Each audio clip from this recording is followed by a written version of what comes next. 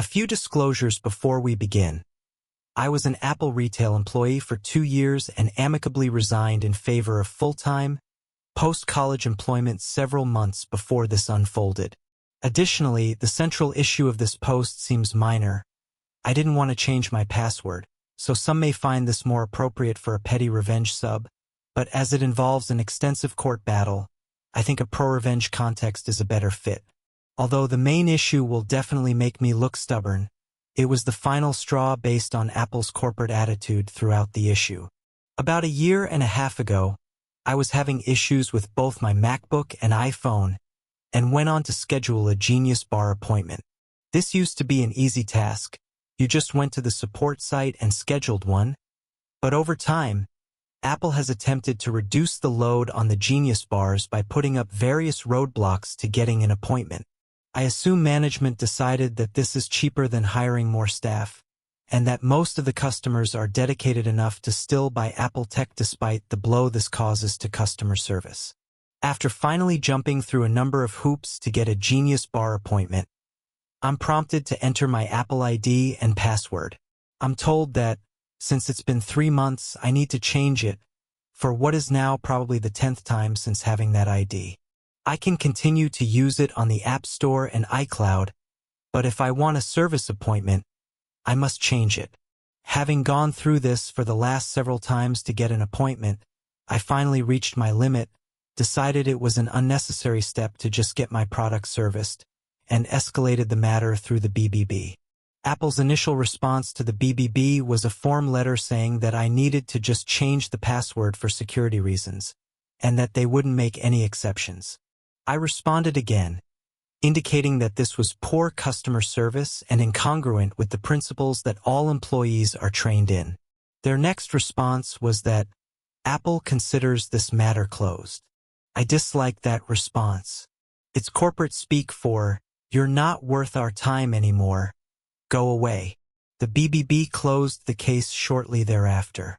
I did some research and determined that, through my AppleCare Plus policy that I was paying for on both devices, there was actually no clause for why Apple could refuse to service the device. There were several exclusions, but arbitrary account security requirements were not part of them. I filed suit in small claims court for the replacement value of the laptop and phone. Here's where things got interesting. I showed up to the court date and the case was called.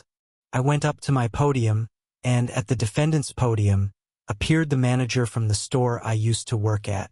It was in the same county as the court, but significantly farther away than an Apple store that was actually a mile from the courthouse. I never confirmed this, but I think Apple didn't pay attention to the details of the complaint, just did a name lookup, and assumed that because I had previously worked at that store, this was some employment dispute. The judge asked me to explain why I was suing, and in about a minute I was able to concisely explain that Apple was putting up an unnecessary and extra-contractual barrier to me getting a service appointment for my devices, so I was suing to replace them. The judge then turned to the store manager, who had arrived at court in a t-shirt and jeans. I was in a full suit out of respect for the court, but before asking for Apple's side of the story, asked if the manager was a lawyer. The manager said he was not. The judge said that state laws require that only a chief executive or registered agent can represent a company in court, or they have to hire a lawyer to remove it to a higher district court. The manager responded that he understood, but that he was happy to set up a Genius Bar appointment right here, right now at my convenience to get the products repaired. The judge deemed this reasonable. We agreed on a time for me to come into my old store for service, and the case was continued for 2 weeks just in case things didn't work out. I attended my appointment, the technician was able to resolve all of my issues, and a senior Apple technician contacted me by email to indicate that he'd overridden the password expiration requirement on my account, and I would never have to change it again. Great result. But I was still out $60 for filing the court case to actually get things moving. I appeared for the continued court date, and the same manager appeared again. The docket was especially busy, and we had a different judge who was no nonsense.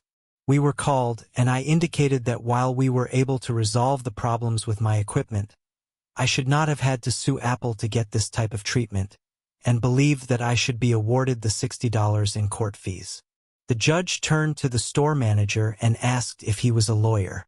The manager said no. The judge gave him the same explanation.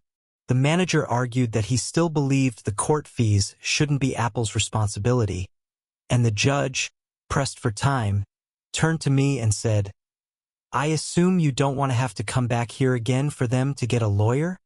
I said no, thinking he was going to award the full $60, but instead he said, "Okay, then you'll just split it so that we don't have to waste any more time." $30 to the plaintiff. According to state law, a prevailing party gets all of their court costs. I disagreed with the way the judge handled that, splitting it because he was in a hurry.